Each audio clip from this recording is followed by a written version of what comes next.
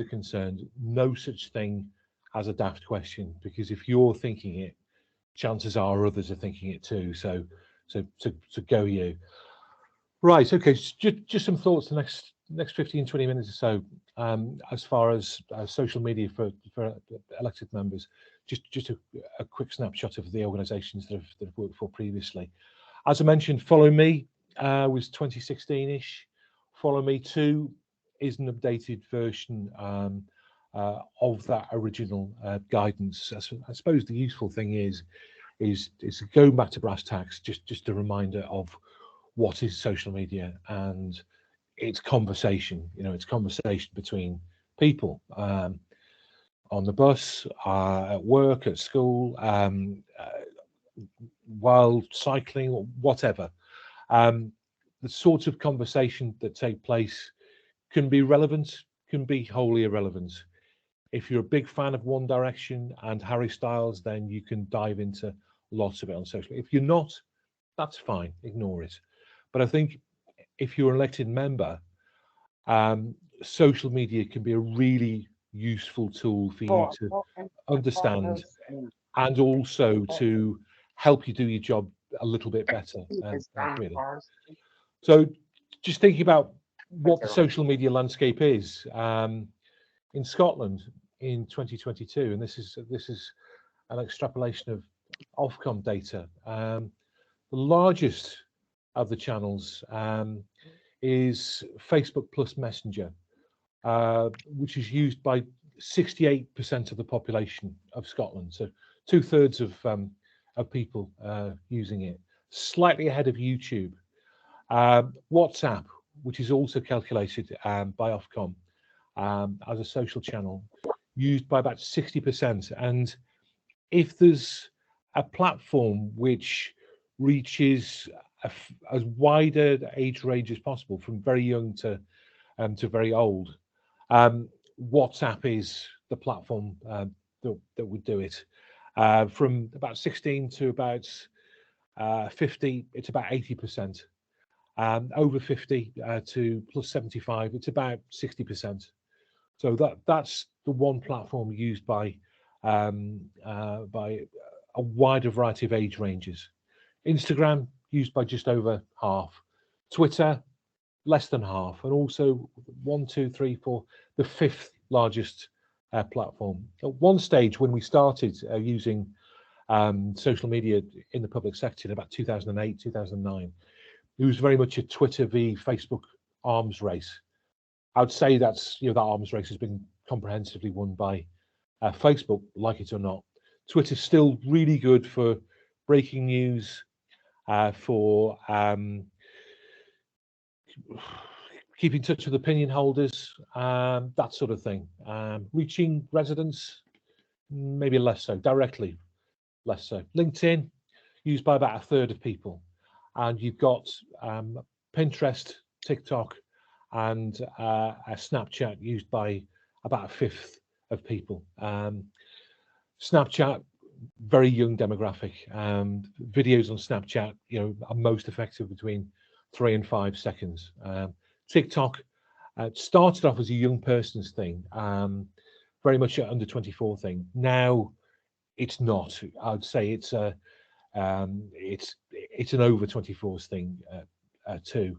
If you look at some of the sponsorship that TikTok are involved with, like the Euros last summer, sponsored by TikTok. The Six Nations is sponsored by TikTok. They're all things that are trying to reach a broader demographic, and they are doing a fairly successful job of it.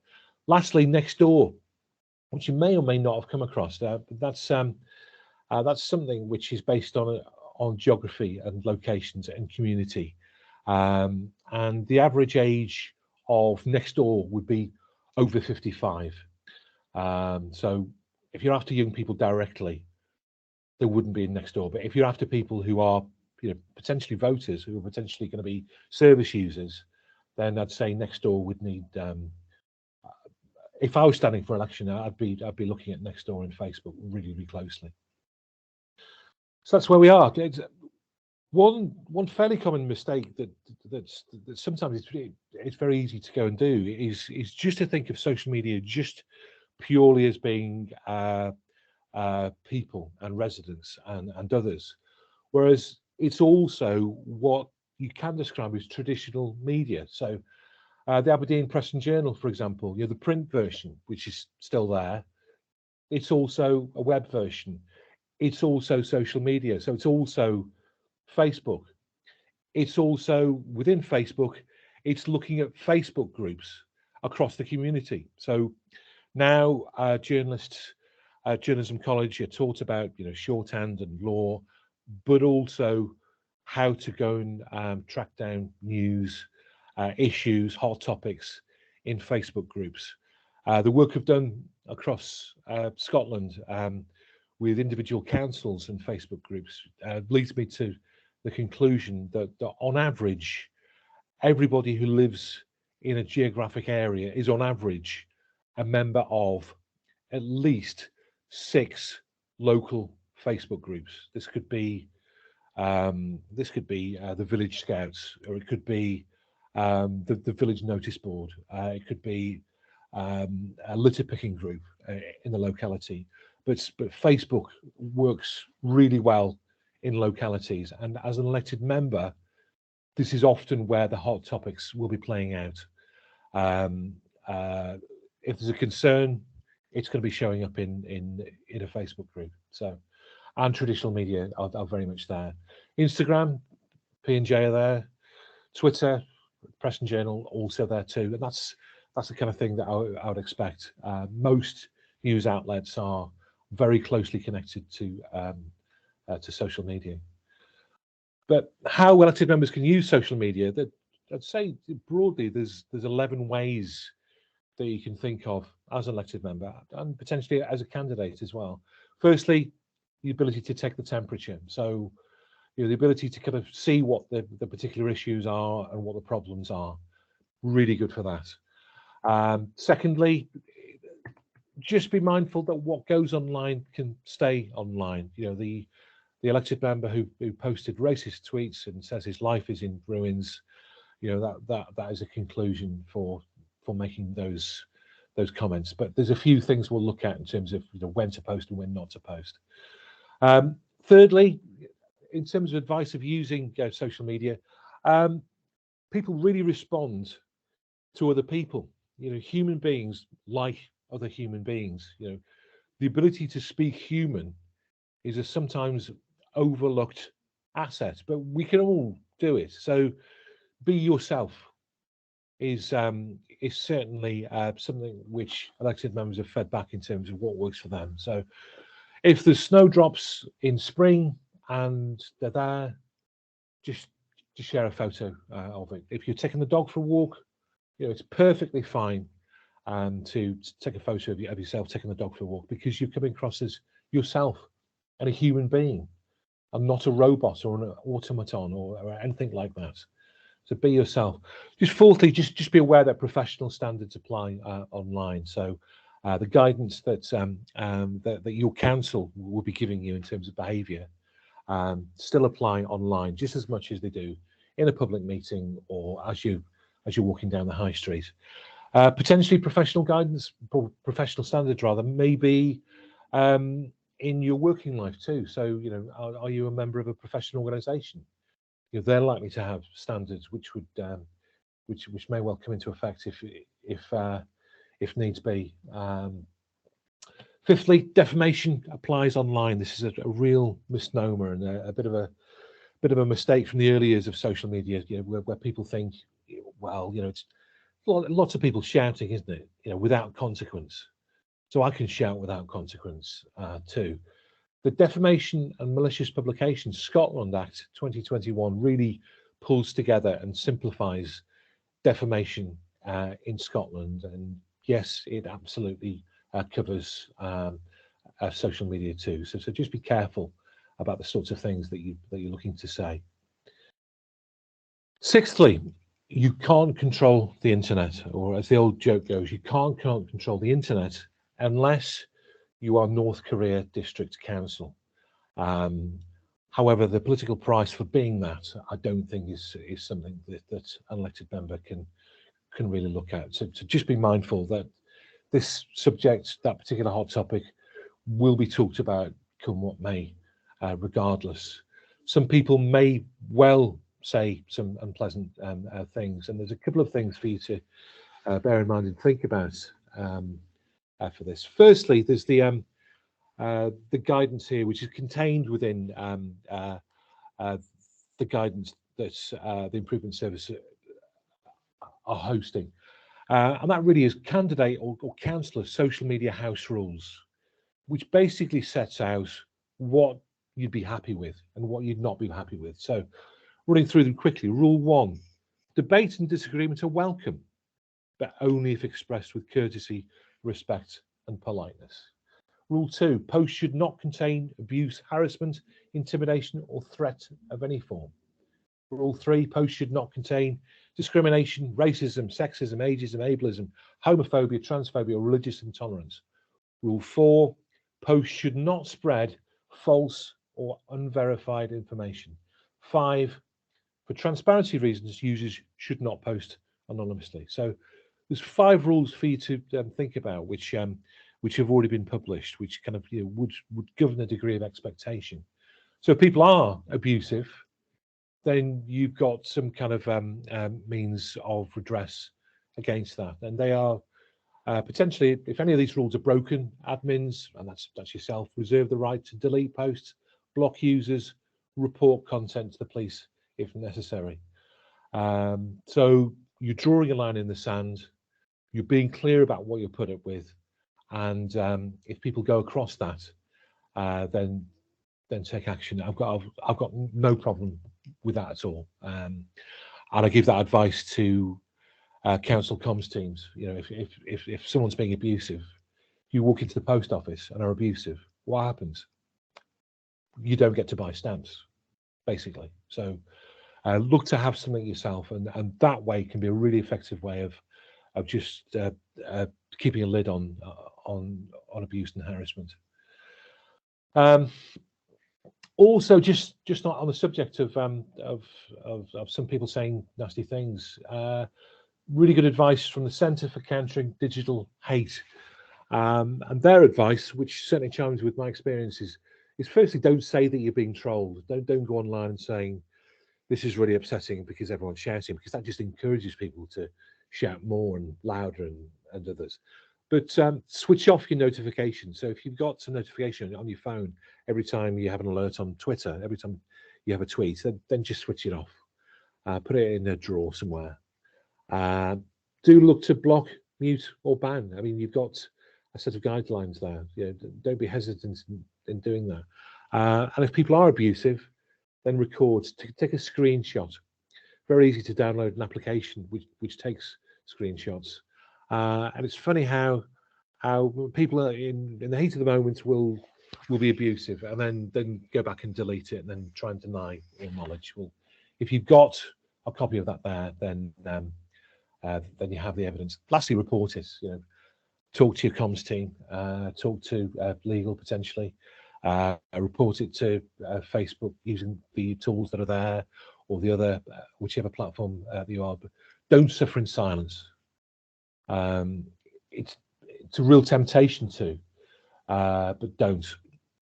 Sometimes I hear the point of view, particularly expressed to comms team, "Oh, grow a thicker skin." This is all part of the territory. I'd argue, no, it isn't. It is if you want it to be, but if you don't want it to be, then don't. There are steps to take. Eighthly, avoid being political was one of the pointers which came back from elected members and drawing up the initial guidance and the most recent. And by that, I don't mean thou shalt not be political. If you want to be political, be as political as you want to be. But just the observation attached to this was that if you will be commenting on the Sunday morning news programs about who said what, you're likely to have an audience of political anoraks. Those people are going to be really interested in what was on Mar back in the day. If you want to reach a broader audience of residents, then residents tend to be switched off by just lots and lots of discussion of the Mani Chai. Not saying don't do it, so that's entirely in your gift, but just really to flag up that was what would happen. Ninthly, not after 9 p.m. on a Friday. What happens at 9 p.m. on a Friday online? Well, people have unwound after a very busy week and have sometimes opened a bottle of something. So reasoned debate and discussion tends not to happen after 9 p.m. on a Friday. So if you're looking for that at that particular time, probably best to wait, really. Also, social media is an addition. You've still got roads to deliver leaflets at, and meetings to go to, and tenants and residents meetings to attend, and all those things. That's all fine. Social media is the addition to all these things. But what it can do is it can keep people updated as to what the situation is with that leak, or with that hot topic, or with that particular problem. So it's fine for that. Just some thoughts about creating your own content. And this is a spreadsheet which we've included in the most recent iteration, and really hope that you found this useful. Not least because I've noticed that that flowcharts rather can sometimes be a really useful way to train people who aren't really used to social media. When I'm training them, if they're looking to set up a library Facebook account or an NHS TikTok or what have you, and that basically runs through in this way. Starting point is, so you want to talk about something on social media as a counsellor. Yes, no. If the answer is no, don't. There are other ways to be a good counsellor. If the answer is yes, first question: do you need to count to 10, or are you calm? If you need to count to 10, carry on counting to 10 until you are calm. Is it after 9 on a Friday? Yeah, it is. Okay, so maybe there's other ways to be a good counsellor. If that's not the case, are you talking about casework without the resident's permission? If you're not, if you're about to, well, maybe you need to get that permission, and perhaps there's other ways to be a good counsellor. Can you show what you're about to post to your boss, mother, or a reporter? Excuse me. This is really time-served advice. This was advice from 2008, and it's still relevant now. If there's anything that makes you go, do you know what, I'm not entirely sure about that last line. If in doubt, leave it out and don't post it, or just go and seek a second opinion. Is a comment on an existing social media post or something new? If it's new, then potentially it's going to a different place to post it. So if you're looking to reach ward members, WhatsApp is a really effective way of organising your supporters within your ward. If it's fellow councillors, potentially it's WhatsApp. If it's a reporter, maybe it's WhatsApp or Twitter. If it's residents under 30, maybe it's Instagram or TikTok. If it's over 30, I'd be advising Facebook. If it's over 55, I'd be looking at Facebook and Nextdoor as a place to try and reach people. So just a flow chart really for you to help you decide when to post, when not to post. Tips for shaping your content, just the last few minutes. Firstly, write in plain English. It's as I said, communicating, speaking in human is a really useful way of talking to people. Don't think you need to put it all into council speak or jargon. It will switch people off. Write post or video from your ward. The sunshine in the park, or the leafleting that you're doing, or the damaged gate that you're looking to fix, or the pothole that you're trying to sort of get to the bottom of. It's all evidence that you've been out and about in your ward. One of the consistent observations that people often have: elected members, councillors, they're in it for themselves. We only hear about them a week before the election, etc., etc. But I'm sure you probably heard of them.